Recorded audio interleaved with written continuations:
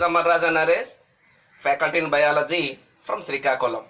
ఈరోజు మనం DSC SGT biology syllabus గురించి విశ్లేషణ చేద్దాం. మరి ప్రతి ఒక్కరూ బయాలజీ సిలబస్ అనేది 3rd నుండి 8th క్లాస్ వరకు అనుకుంటున్నారు. అది తప్పు. లాస్ట్ ఇయర్ డిఎస్సి ప్రశ్న పత్రాన్ని పరిశీలిస్తే 80% బిట్స్ అనేవి 9th to 10th క్లాస్ జీవశాస్త్ర అకాడమీ బుక్స్ నుండి రావడం జరిగింది. అయితే సిలబస్ అనేది మనం 3rd to 8th క్లాస్ వరకే అనుకున్నా 10th క్లాస్ వరకు క్షుణ్ణంగా చదవాలి. అంటే 3rd to 8th క్లాస్లో ఏవైనా పాఠ్యాంశాలు 9th to 10th క్లాస్లో ఉంటే వాటిని కూడా చదవాలి. అయితే లాస్ట్ ఇయర్ డిఎస్సి ప్రశ్న పత్రాన్ని కానీ మనం క్షుణ్ణంగా పరిశీలిస్తే 3rd to 8th క్లాస్లో ఉండే టాపిక్ 9th to 10thలో ఉంటేనే ప్రశ్నలు వస్తాయనుకోవడం కరెక్ట్ కాదు. అసలు 3rd to 8th క్లాస్ వరకు కంటిన్యూస్గా లేని పాఠ్యాంశాల నుండి కూడా 9th to 10th నుంచి బిట్స్ రావడం జరిగింది. అవి కూడా మనం నెక్స్ట్ క్లాస్లో విశ్లేషిద్దాం, చూద్దాం. ఇప్పుడు అసలు డిఎస్సి ఎస్జిటి బయాలజీ సిలబస్లో ఏ పాఠ్యాంశాలు ఉన్నాయి, ఏ క్లాసులో ఆ పాఠ్యాంశం ఉంది, ఆ క్లాసులో కంటిన్యూస్గా పై తరగతుల్లో ఏ క్లాసులో ఉన్నాయో ఇప్పుడు డిస్కస్ చేద్దాం. ఒకసారి చూడండి. సిలబస్లో మొట్టమొదటి పాఠ్యాంశం 8th క్లాస్ బయాలజీలో విజ్ఞాన శాస్త్రం. అంటే విజ్ఞాన శాస్త్రం గురించి మనం డిస్కస్ చేయడం జరగాలి. అంటే విజ్ఞాన శాస్త్రం అంటే ఏమిటి, ఈ విజ్ఞాన శాస్త్రానికి నిర్వచనాలు ఎవరిచ్చారు, ఈ విజ్ఞాన శాస్త్ర విభాగాలు ఏంటి, ఇక్కడ శాస్త్రవేత్తలు ఏ పరిశోధనలు చేశారో అవన్నీ విజ్ఞాన శాస్త్రం, సైన్స్ అనే పాఠ్యాంశంలో మనం చదవలసి వస్తుంది. మరి విజ్ఞాన శాస్త్రం అనేది ఏ తరగతిలో ఉందంటే 8th క్లాస్లో విజ్ఞాన శాస్త్రం అనే టాపిక్ ఉంది. మరి సెకండ్ వన్ వచ్చేసి సజీవులు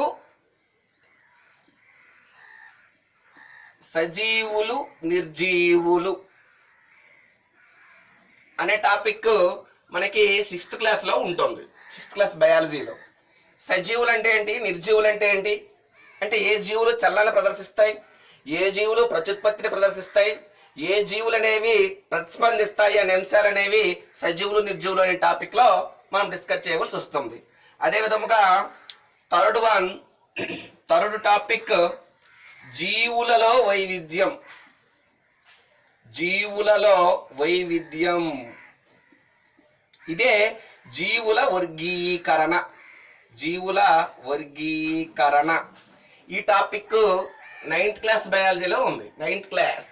ఇక్కడ జీవుల్లో వైవిధ్యంలో ఏమేమి మనం చదువుతామంటే అసలు మొక్కల్లో వైవిధ్యం ఎలా ఉంది, జంతువుల్లో వైవిధ్యం అనేది ఎలా ఉంటుంది, అసలు దేని ఆధారముగా జీవులను వర్గీకరించాడు, అసలు జీవుల వర్గీకరణలో RH విట్టేకర్ వర్గీకరణ ఎలా ఉంటుంది, ద్వినామీకరణ అంటే ఏమిటి, అకశేరుకాలు అంటే ఏమిటి, సకశేరుకాలు అంటే ఏమిటి, ఇవన్నీ కూడా జీవుల్లో వైవిధ్యం అనే పాఠ్యాంశంలో మనం చదవలసి ఉంటుంది. ఏ క్లాస్లో ఉందంటే 9th క్లాస్లో జీవుల్లో వైవిధ్యం అనే టాపిక్ అనేది ఉంది. కరెక్ట్గా అబ్జర్వ్ చేయండి లెసన్. నెక్స్ట్ 4th వన్ వచ్చేసి సూక్ష్మ జీవ ప్రపంచం. సూక్ష్మ జీవ ప్రపంచం అంటే సూక్ష్మ జీవ శాస్త్రం ఏ క్లాస్లో ఉందంటే 8th క్లాస్లో ఉంది. ఇక్కడ మనం సూక్ష్మ జీవ ప్రపంచం 1, సూక్ష్మ జీవ ప్రపంచం 2 అనే 2 పాఠ్యాంశాల కోసం డిస్కస్ చేద్దాం. మరి సూక్ష్మ జీవ ప్రపంచం 1లో అసలు సూక్ష్మజీవులు అంటే ఏమిటి, సూక్ష్మజీవులు ఎన్ని వర్గాలుగా విభజించారు, ఆ సూక్ష్మజీవుల యొక్క లక్షణాలు ఏంటి, సూక్ష్మజీవులు ఎక్కడ ఉంటాయి, ఎటువంటి సూక్ష్మజీవులు ఏ ప్రాంతాల్లో ఉంటాయి అనే అంశాల గురించి సూక్ష్మ జీవ ప్రపంచం 1లో డిస్కస్ చేద్దాం. సూక్ష్మ జీవ ప్రపంచం 2లో ఉపయోగకరమైన సూక్ష్మజీవులు ఏంటి, అపాయకరమైన సూక్ష్మజీవులు ఏంటి, అదేవిధముగా ఈ సూక్ష్మజీవ ప్రపంచంలోనే మనకి అనారోగ్యం ఎందుకు కలుగుతుంది మనకి అనారోగ్యం ఎందుకు కలుగుతుంది అనే పాఠ్యాంశం అనేది 8th class last lesson.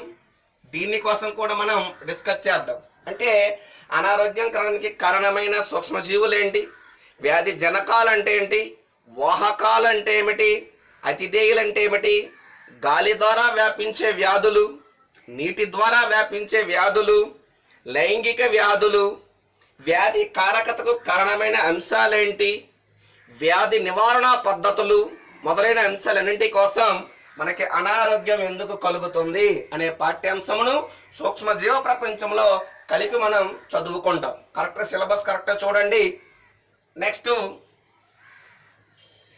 Lesson వచ్చేసి కణశాస్త్రం. Very important. కణశాస్త్రం ఇందులో ఏమేమి నేర్చుకుని చూడండి. మనం కణం జీవుల మౌలిక ప్రమాణం. కణం జీవుల మౌలిక ప్రమాణం అనేది 8th క్లాస్లో ఉంటుంది.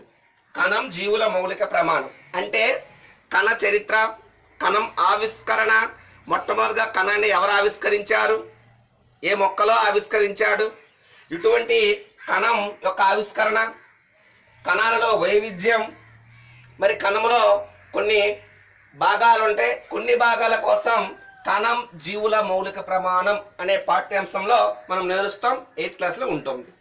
మరి ఇందులో ఈ కణశాస్త్రంలోనే మనం ఇంకొక టాపిక్ నేర్చుకుంటాం. కణం నిర్మాణం విధులు అనే టాపిక్ కూడా ఉంటుంది. కణం నిర్మాణం విధులు అనే టాపిక్ అనేది 9th క్లాస్లో ఉంటుంది. 9th class. మరి కణం నిర్మాణం విధుల్లో కణాంగాల కోసం నేర్చుకుంటాం. కణం యొక్క నిర్మాణం, కణాంగాలు అంటే హరితరేణువు, మైటోకాండ్రియా, రైబోజోములు, గాల్జీ సంక్లిష్టం, లైసోజోములు మొదలైన కణాంగాలన్నింటి కోసం ఈ కణం నిర్మాణం విధులు అనే పాఠ్యాంశంలో నేర్చుకుంటాం. ఇక్కడే మనం చిన్న సబ్ టాపిక్ కూడా ఉంటుంది. ఈ కణశాస్త్రంలో నేర్చేద్దాం. ఏంటంటే అది ప్లాస్మా త్వచం ద్వారా పదార్థాల కదలిక లేదా పదార్థాల రవాణా అంటాడు. ఇది కూడా 9th క్లాస్ టెక్స్ట్ బుక్ లో ఉంటుంది. ప్లాస్మా త్వచం ద్వారా పదార్థాల కదలిక. మరి తర్వాత దీంట్లో ఇంకొక సబ్ టాపిక్ కూడా మనం ఇక్కడ నేర్చేద్దాం. ఏంటంటే వృక్ష కణజాలం 9th క్లాస్ కరెక్ట్ అబ్జర్వ్ చేస్తుండండి. నెక్స్ట్ జంతు కణజాలం అనేది కూడా 9th క్లాస్లో ఉంటుంది. మరి ఈ వృక్ష కణజాలంలో కణజాలం అంటే ఏమిటి, వృక్ష కణజాలాలు ఎన్ని రకాలు, వాటి విధులు అవి ఎక్కడ ఉంటాయో కూడా నేర్చడం జరుగుతుంది. ఫర్ ఎగ్జాంపుల్ విభాజ్య కణజాలాలు, త్వచ కణజాలాలు, సంధాయక కణజాలం, ప్రసరణ కణజాలం అనే రకాలు ఉంటాయి వృక్ష కణజాలంలో. ఇవన్నీ నేర్చుతాం. మరి జంతు కణజాలంలో ఉపకళా కణజాలం, సంయోజక కణజాలం, కండర కణజాలం, నాడీ కణజాలం కోసం జంతు కణజాలంలో కూడా నేర్చుకోవాల్సి ఉంటుంది. మరి ఇక్కడ ఇక్కడ టాపిక్లు ఇంకా సబ్ టాపిక్లు చెప్తున్నప్పుడు రాయట్లేదు. ఎందుకంటే ఓన్లీ సిలబస్ ఎలా ఉంటుందో ఒకసారి మనం ఇక్కడ గమనించాలి. నెక్స్ట్ వన్ వచ్చేసి జంతు శాస్త్రం, జువాలజీ. జంతు శాస్త్రం దీనిలో సబ్ టాపిక్లు చూడండి, వెరీ ఇంపార్టెంట్. జంతువులు, వాటి నివాసాలు.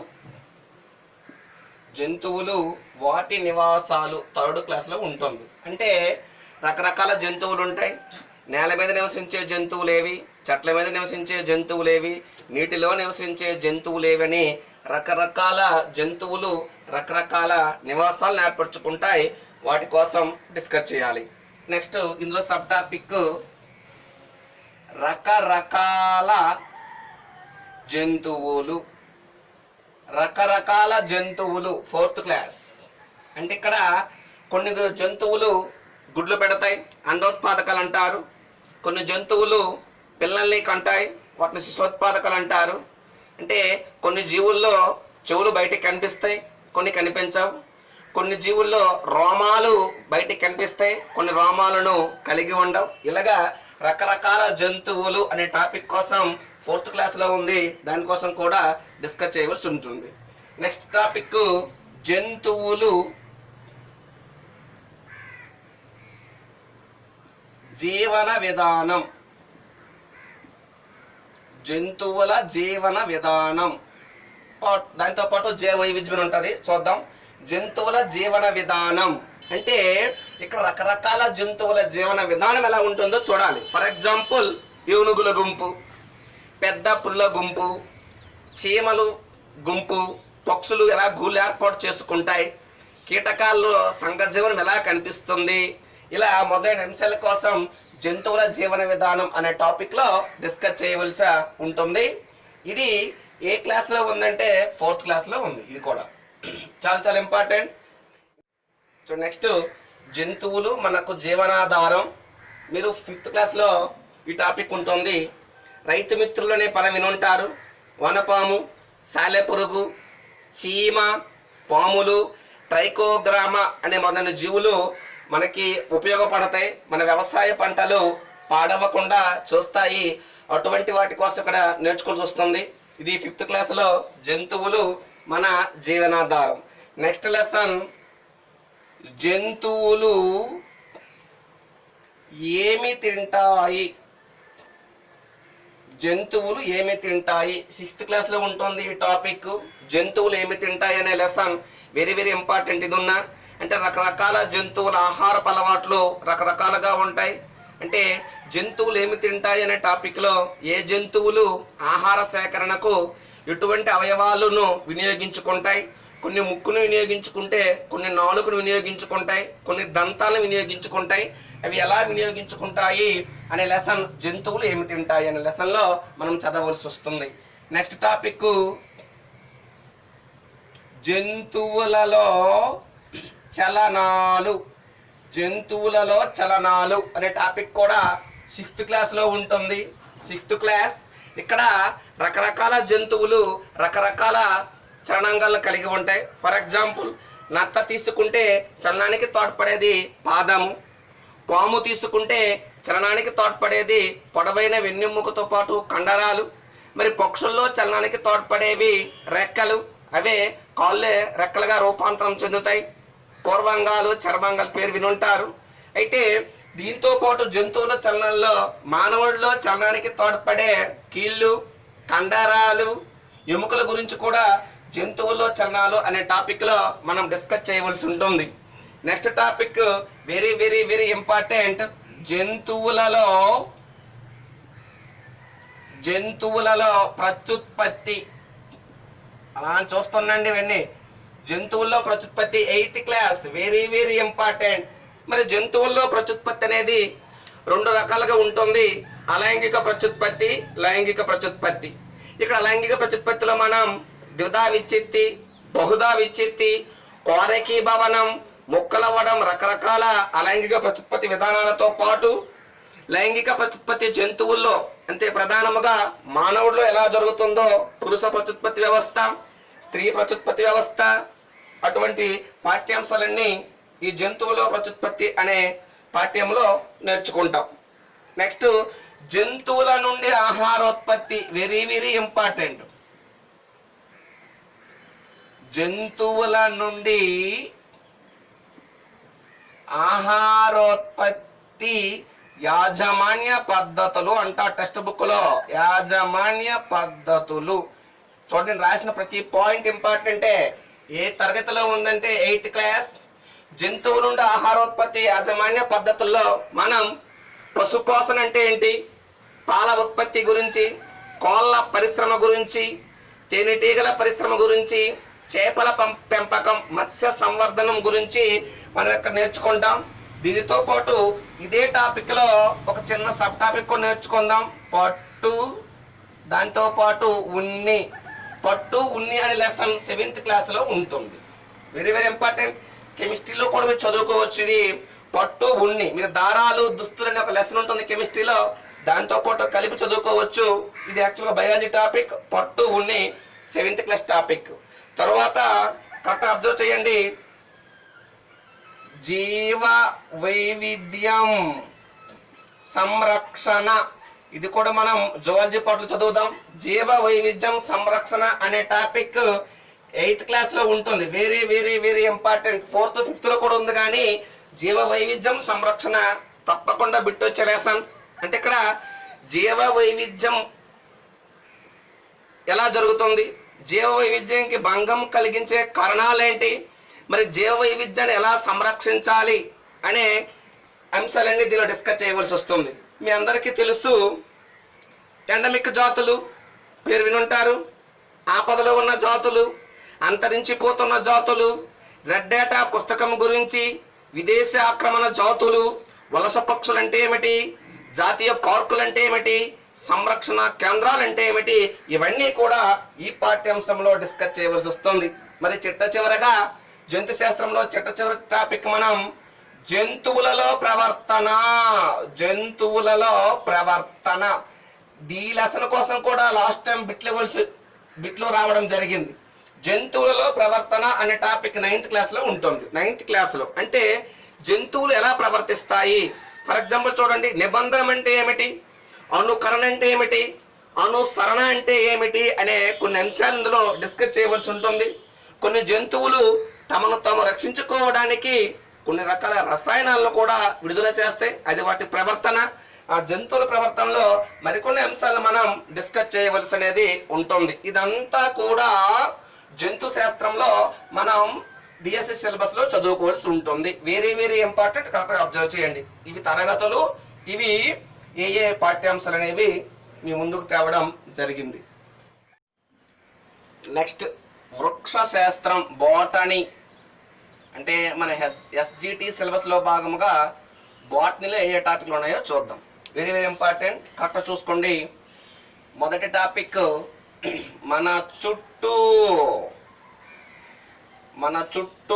ఉండే మొక్కలు. మన చుట్టూ ఉండే మొక్కలు థర్డ్ లో ఉంది, 4th క్లాస్ లో కూడా ఉంది. మన చుట్టూ ఉండే మొక్కలు అంటే మన చుట్టూ ఎటువంటి మొక్కలు ఉన్నాయి, నీటి మొక్కలు, ఎడారి మొక్కలు ఉన్నాయి. అదేవిధంగా కొన్ని మొక్కలు ఇలాగ పెనవేసుకుంటూ పెరుగుతాయి, తీగలు అంటారు. అదేవిధంగా పొదలు, అదేవిధంగా వృక్షాలు, ఇలా రకరకాల మొక్కలు ఉన్నాయి. ఆ మొక్కలన్నిటి కోసం మనం డిస్కస్ చేయవలసి ఉంటుంది. నెక్స్ట్ 3rd క్లాసులో ఇంకొక లెసన్ ఇచ్చాడు, ఆకులతో అనుబంధం. ఆకులతో అనుబంధం కట చూడండి. ఆకులతో అనుబంధం అంటే ఎటువంటి ఆకులు తింటాం, ఎటువంటి ఆకులు అలంకరణ కోసం ఉపయోగిస్తాం, ఎటువంటి ఆకులను వివాహాల కోసం వినియోగిస్తాం, అలా ఆకులతో మనకి ఎటువంటి సంబంధం ఉందో ఈ టాపిక్ లో డిస్కస్ చేయవలసి ఉంటుంది. ఇది ఏ తరగతిలో ఉందంటే 3rd క్లాస్ లో ఉంది. 3rd క్లాస్, కరెక్ట్ వినండి, very very important. Next topic మనం చెట్టును పెంచుదాం. మనం చెట్లను పెంచుదాం. చూడండి, మనం చెట్లను పెంచుదాం 5th క్లాస్ లో ఉంటుంది. ఇది మనం చెట్టును పెంచుదాం అంటే చెట్లను పెంచడం కోసం, పర్యావరణాన్ని కాపాడడం కోసం ఒక సంస్థ ఉంటుంది, council for green revolution, national green core. మరి కౌన్సిల్ ఫర్ గ్రీన్ రెవల్యూషన్ ప్రవేశపెట్టే ఉద్యమం వన ప్రేరణ ఉద్యమం. అందులో ఇచ్చే పురస్కారం వన ప్రేమి పురస్కారం ఎవరికి లభించింది, ఎటువంటి వారికి ఇస్తారో, ఇవన్నీ అంశాలు కూడా మనం చెట్లను పెంచుదాం అనే 5th క్లాస్ టాపిక్ లో డిస్కస్ చేద్దాం. కరెక్ట్ అబ్జర్వ్ చేయండి అలాగా. నెక్స్ట్ టాపిక్ మొక్కలు, భాగాలు, విధులు. మొక్కలు, భాగాలు, విధులు very very very very important topic. ఇది 6th క్లాస్ లో ఉంది. మొక్కలు, భాగాలు, విధులు అంటే మొక్కల్లో ఎన్ని రకాల భాగాలు ఉంటాయి అంటే వేరు, కాండం, పత్రం, పుష్పం, వాటి విధులేంటి, వాటి కోసం డిస్కస్ చేయవలసి ఉంటుంది. మొక్కలు, భాగాలు, విధులు అనే topic. Next point, next lesson very very important, మొక్కలలో పోషణ. మొక్కలలో పోషణ వెరీ వెరీ వెరీ ఇంపార్టెంట్ అండి, 7th క్లాస్. మొక్కలలో పోషణ అంటే మొక్కలు స్వయం పోషకాలు ఉంటాయి, పరపోషకాలు ఉంటాయి. పరపోషకాలకు సంబంధించిన మొక్కలు పర్ణజీవ మొక్కలు, కస్కుట, పూతికాహార మొక్కలు, శిలీంధ్రాలు, సహజీవనం జరిపే మొక్కలు, లెగ్యూమ్ మొక్కలు, అదేవిధంగా లైకేన్లు, ఇటువంటి అన్ని అంశాల కోసం డిస్కస్ చేస్తాం మొక్కలలో పోషణ అనే టాపిక్లో. ఏ తరగతి అంటే 7th class. Very very very very important. Next topic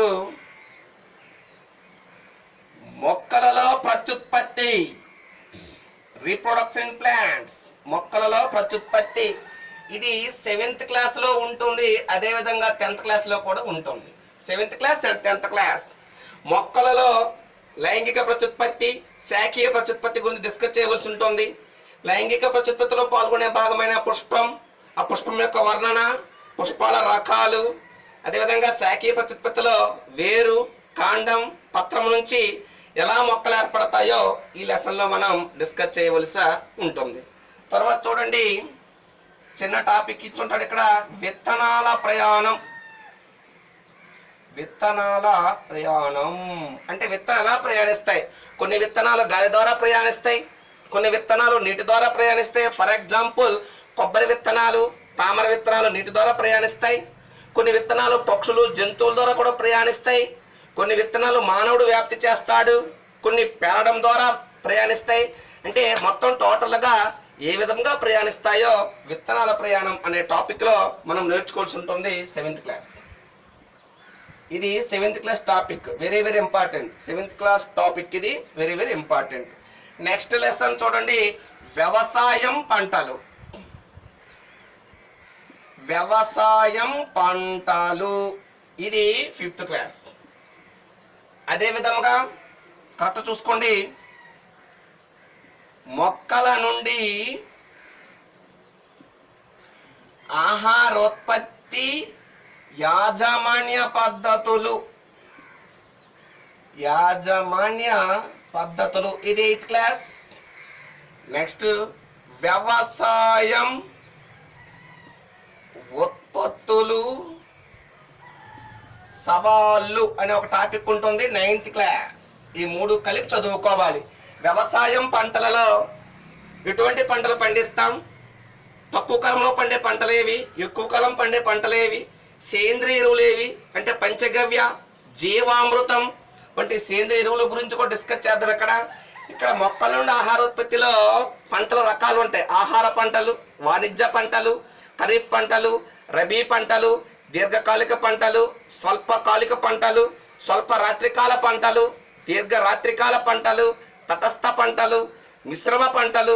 అదేవిధంగా వ్యవసాయం ఎలా చేస్తామో ఈ మొక్కల నుండి ఆహారోత్పత్తి యాజమాన్య పద్ధతులనే 8th క్లాస్ టాపిక్లో డిస్కస్ చేయాలి.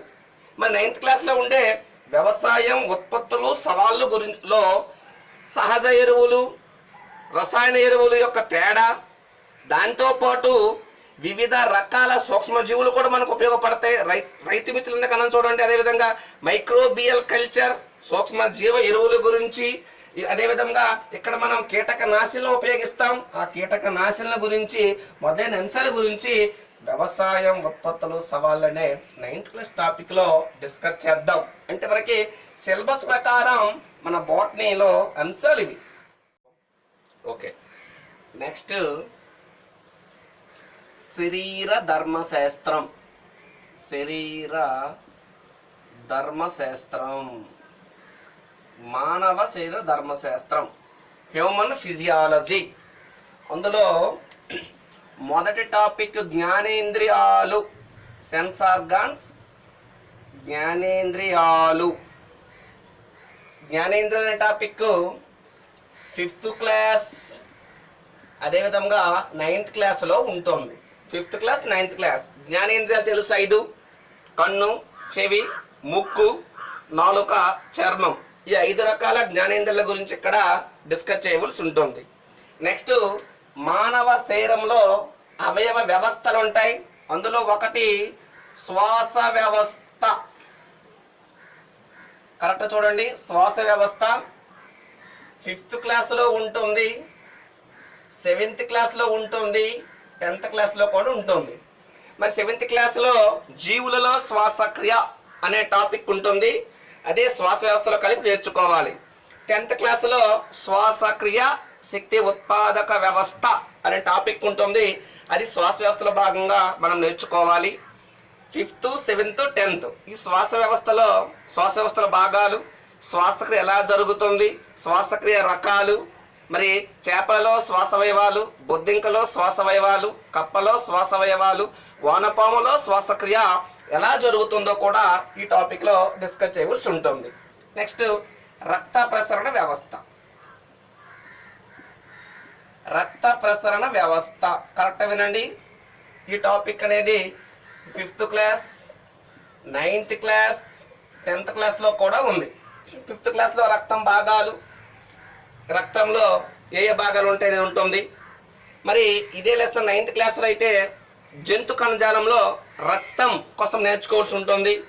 10th క్లాస్లో ప్రసరణ పదార్థ రవాణా వ్యవస్థ అనే టాపిక్ ఉంటుంది, దాన్ని కలిపి నేర్చుద్దాం. మరి 10th క్లాస్లో రక్తం అనే టాపిక్ కోసం ఇవ్వలేదు, 5th 9thలో ఇచ్చాడు. అది కలిపి మొత్తం ఒకే టాపిక్గా మనం నేర్చుకోవాల్సి ఉంటుంది. నెక్స్ట్ టాపిక్ జీర్ణ వ్యవస్థ, డైజెస్టివ్ సిస్టమ్, జీర్ణ వ్యవస్థ. ఈ టాపిక్ 5th 10thలో ఉంటుంది. మనం ఇక్కడ చూసుకోవాలి 10th క్లాస్లో జీవక్రియల్లో సమన్వయం అనే ఒక టాపిక్ ఉంటుంది. దాంతోపాటు పోషణ ఆహార సరఫరా వ్యవస్థ అనే ఒక టాపిక్ ఉంటుంది. పోషణ ఆహార సరఫరా వ్యవస్థలో జీర్ణ వ్యవస్థ కోసం ఉంటుంది. మరి కొన్ని రకాల అంశాలు జీవక్రియల్లో సమన్వయం అనే టాపిక్లో ఉంటుంది. 5th క్లాస్లో అయితే జీర్ణ వ్యవస్థ కోసం డాక్టర్ బీమాంట్ అనే ఒక శాస్త్రవేత్త మార్టిన్ అనే సైనికుడిపై ప్రయోగాలు జరుపుతాడు. ఆ ప్రయోగం కూడా ఇక్కడ మనం చదవలసి ఉంటుంది. ఇది జీర్ణ వ్యవస్థ. నెక్స్ట్ విసర్జక వ్యవస్థ,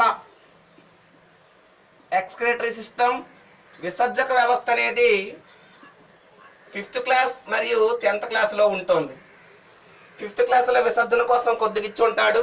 10th క్లాస్లో విసర్జన వ్యర్థాలు తొలగింపు వ్యవస్థ అనే టాపిక్లో మూత్రపిండాల నిర్మాణం, నెఫ్రాన్ నిర్మాణం, మూత్రం ఎలా ఏర్పడుతుంది, అదనపు విసర్జక అవయవాలు ఏముంటాయి మానవుడిలో, వాటి తదితర అంశాల కోసం ఇక్కడ విసర్జక వ్యవస్థలో డిస్కస్ చేయవలసి ఉంటుంది. నెక్స్ట్ నాడీ వ్యవస్థ. కరెక్ట్ అబ్జర్వ్ చేయండి. ఇక్కడ నాడీ వ్యవస్థ, నాడీ వ్యవస్థ లెసన్ 5th క్లాస్లో ఉంటుంది. అదే విధంగా 10th క్లాస్లో కూడా ఉంటుంది. అంటే 10th క్లాస్లో నియంత్రణ సమన్వయ వ్యవస్థ అనే టాపిక్లో నాడీ వ్యవస్థలో నాడులు, నాడీకరణ నిర్మాణం, కేంద్ర నాడీ వ్యవస్థ, పరిధీయ నాడీ వ్యవస్థ, స్వయం చోదిత నాడీ వ్యవస్థ అంశాల కోసం డిస్కస్ చేయవలసి ఉంటుంది. మరి 5th క్లాస్లో కూడా చిన్న అంశాలు 2-3 ఇచ్చి ఉంటాడు, అన్ని డిస్కస్ చేయాలి. దాంతోపాటు అంతఃస్రావ వ్యవస్థ, ఎండోక్రైనల్ సిస్టమ్, అంతఃస్రావ వ్యవస్థ. ఇది 8th క్లాస్ అండ్ 10th క్లాస్లో ఉంది. 8th క్లాస్లో కౌమార దశ అనే టాపిక్లో అంతఃస్రావి గ్రంథుల కోసం కొద్దిగా ఇచ్చుంటాడు.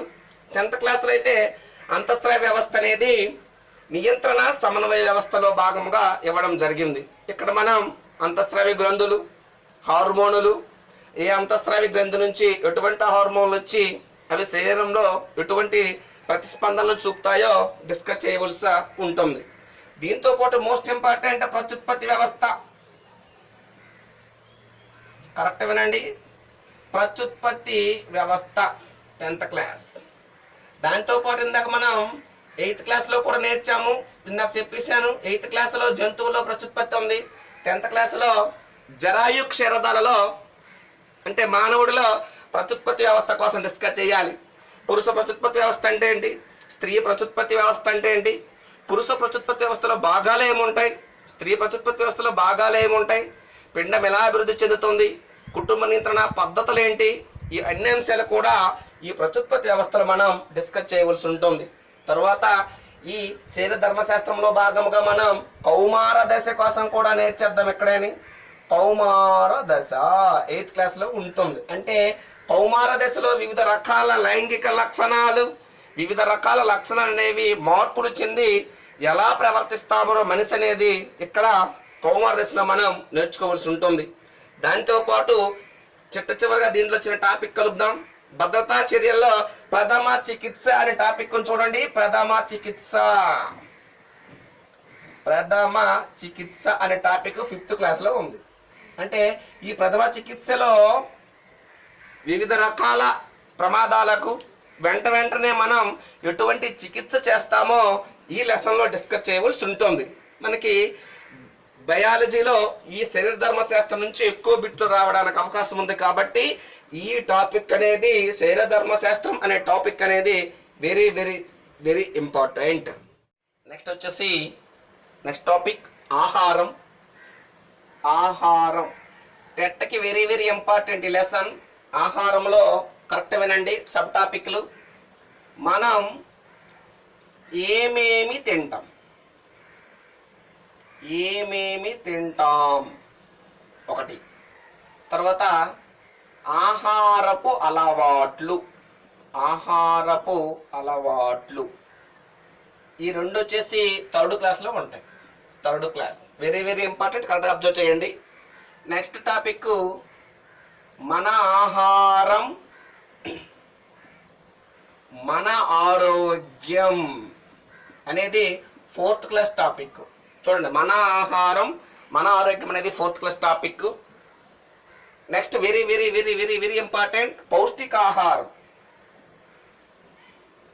దీని నుంచి ఎక్కువగా బిట్లు అడగడం జరుగుతూ ఉంది టెట్కి. పౌష్టికాహారం అనేది 5th క్లాస్లో ఉంటుంది. పౌష్టికాహారం 5th క్లాస్. నెక్స్ట్ మన ఆహారం, మన ఆహారం అనేది 6th క్లాస్లో ఉంటుంది. ఇది కూడా ఇంపార్టెంటే. నెక్స్ట్ ఆహారంలోని అంశాలు, ఇది 7th క్లాస్లో ఉంటుంది. నెక్స్ట్ చూడండి ఇంపార్టెంట్ పోషణ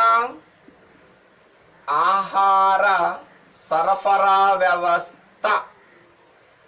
ఆహార సరఫరా వ్యవస్థ 10th క్లాస్లో ఉంటుంది. అంటే ఈ టాపిక్లు అన్నిట్లో మనం కరెక్ట్ వినండి. ఎటువంటి ఆహారాలు తింటాం అంటే పిండి పదార్థాలు, ప్రోటీన్లు, కార్బోహైడ్రేట్లు, విటమిన్లు, ఖనిజ లవణాలు, వీటి కోసం నేర్చుకుని మరి ఆహారపు అలవాట్లు అంటే జపాన్ దేశంలో, చైనా దేశంలో, మన దేశంలో వివిధ రాష్ట్రాల్లో ఎటువంటి ఆహారాలు తీసుకునే అలవాటు అనేది ప్రజలకు ఉంది అనే అంశం. మరి ఇటువంటి ఆహారం పదార్థాల్లో పిండి పదార్థాలు, ప్రోటీన్లు, క్రొవ్వులు, స్థూల పోషకాలు అంటాం ఎక్కువగా కావాలి. విటమిన్లు, ఖనిజ లవణాలను సూక్ష్మ పోషకాలు అంటాం తక్కువగా కావాలి. మరి వీటి లోపం వల్ల ఏవైనా వ్యాధులు వస్తాయా, ఆ వ్యాధుల కోసం డిస్కస్ చేయాలి.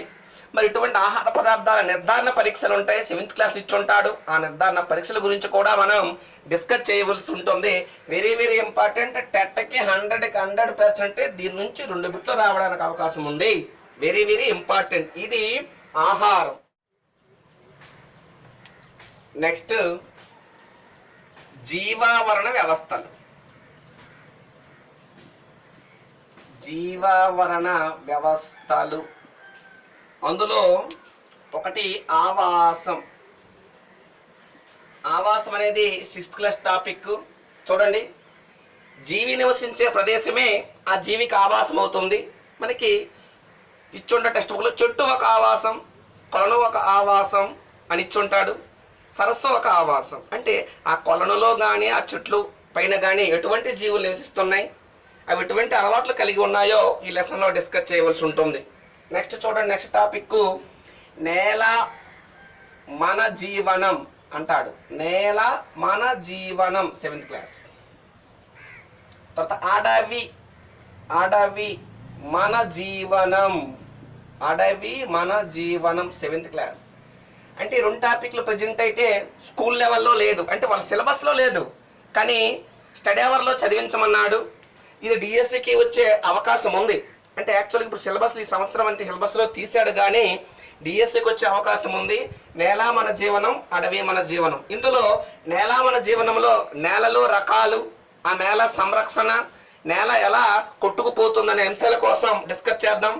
అడవి మన జీవనంలో అడవులు అనేవి మనకి ఏ విధంగా ఉపయోగపడతాయి, వివిధ రకాల అడవుల్లో అంటే అడవుల్లో వివిధ రకాల జంతుజాలం ఏంటి, వృక్షజాలం ఏంటి, ఏ ఏ జిల్లా అడవుల్లో ఎటువంటి వృక్షాలు, జంతువులు ఉన్నాయో ఈ టాపిక్లో మనం డిస్కస్ చేయవలసి ఉంటుంది. Next very very important topic వివిధ ఆవరణ వ్యవస్థలు. Very very important 8th class topic. వివిధ ఆవరణ వ్యవస్థలు 8th క్లాస్లో ఉంటుంది. ఆవరణ వ్యవస్థ అంటే ఏమిటి, ఆవరణ వ్యవస్థ అనే పదాన్ని ఎవరు ప్రవేశపెట్టారు, మరి వివిధ రకాల ఆవరణ వ్యవస్థలు అంటే జలావరణ వ్యవస్థ, భౌమ్యావరణ వ్యవస్థ. భౌమ్యావరణ వ్యవస్థలో గడ్డే భూమి ఆవరణ వ్యవస్థ, ఎడారి ఆవరణ వ్యవస్థ, అడవి ఆవరణ వ్యవస్థలో ఇక్కడ మాంగ్రూవ్ ఆవరణ వ్యవస్థ కోసం చాలా ఇంపార్టెంట్. ఇక్కడ 8th క్లాస్ ఈ టాపిక్ లో మనం డిస్కస్ చేయవలసి ఉంటుంది. నెక్స్ట్ టాపిక్ ఆవరణ వ్యవస్థలలో అనుకూలనాలు. Very very important. అనుకూలనాలు 9th క్లాస్ టాపిక్. అంటే ఇక్కడ ఎడారి ఆవరణ వ్యవస్థలో ఉండే జంతువులు ఆ ఎడారిలో నివసించడానికి వాటి శరీరంలో ఎటువంటి అనుకూలనాలు ఉన్నాయి, మరి నీటిలో పెరిగే మొక్కలు నీటిలో నివసించడానికి ఎటువంటి అనుకూలనాలు ప్రదర్శిస్తున్నాయి, అడవుల్లో పెరిగే మొక్కల్లో ఎటువంటి అనుకూలనాలు ఉన్నాయనేవి ఇక్కడ డిస్కస్ చేయవలసి ఉంటుంది. అంటే జలావరణ వ్యవస్థలో ఉండే జంతువులు కానీ ఎడారి ఆవరణ వ్యవస్థలో ఉండే జంతువులు కానీ ఎటువంటి అనుకూలనాలను ప్రదర్శిస్తాయో ఈ టాపిక్ లో మనం డిస్కస్ చేద్దాం. నెక్స్ట్ కరెక్ట్ వినండి, వెరీ వెరీ ఇంపార్టెంట్. ఇది మన పర్యావరణం బాధ్యత. అంటే మన పర్యావరణం మన బాధ్యత అనే టాపిక్ ఉంది 10th క్లాస్. ఇక్కడ మనం సేమ్ ఆవరణ వ్యవస్థ అంటే ఏమిటి, నిచ్ అనే కొత్త పదాలు వస్తాయి. నిచ్. మరి జీవవరణ పిరమిడ్లు అంటే ఏమిటి, ఆహారపు గొలుసు అంటే ఏంటి, ఉత్పత్తిదారులు అంటే ఏమిటి, వినియోగదారులు అంటే ఏమిటి, విచ్ఛిన్నకారులు అంటే ఏమిటి అనేవి ఇక్కడ మనం డిస్కస్ చేయవలసి ఉంటుంది 10th క్లాస్. ఇది టోటల్ గా జీవవరణ వ్యవస్థలు అనే టాపిక్ లో మనం డిస్కస్ చేయవలసి ఉంటుంది. మరి నెక్స్ట్ టాపిక్ చూడండి, కాలుష్యం. 11వది కాలుష్యం. కరెక్ట్ వినాలి. ఈ కాలుష్యం అనే టాపిక్ లో మనం 8th క్లాస్ లో పేల్చలేము త్రాగలేము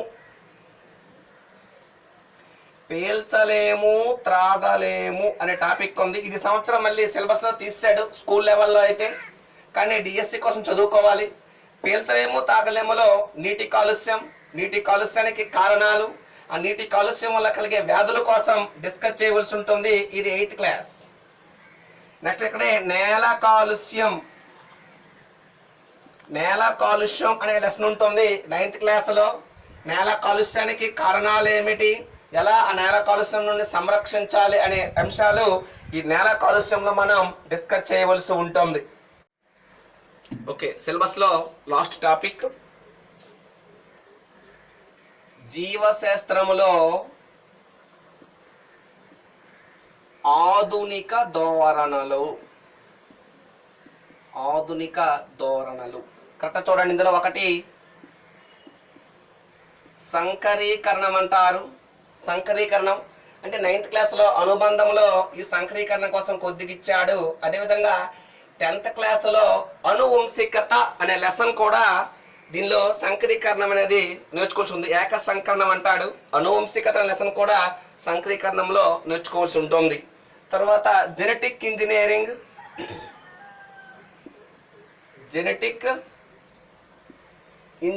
ఇది ఎక్స్ట్రా టాపిక్, టెక్స్ట్ బుక్ లో లేదు కానీ దీనికోసం కొద్దిగా నేర్చుకోవాల్సి ఉంటుంది. Next cloning. నెక్స్ట్ కరెక్ట్ చూడండి, కణజాల వర్ధనం. క్లోనింగ్ కోసం 8th క్లాస్ లో ఉంది. జంతువులలో ప్రత్యుత్పత్తి లెసన్ లో ఇయాన్ వెల్మెట్, ఆడ ఫిండార్సేటా, స్కాటిష్ ఆడ గొర్రె, వాటి రెండింటి మధ్య క్లోనింగ్ జరుపుతాడు. డిస్కస్ చేయవలసి ఉంటుంది.